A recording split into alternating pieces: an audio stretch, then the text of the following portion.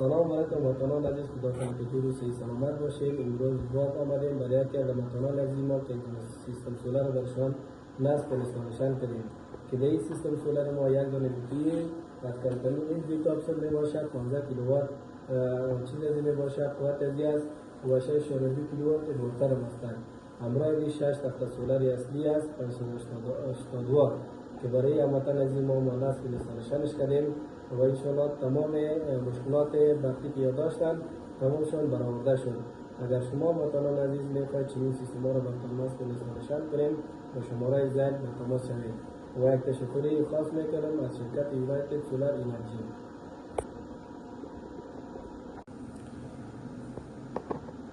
واو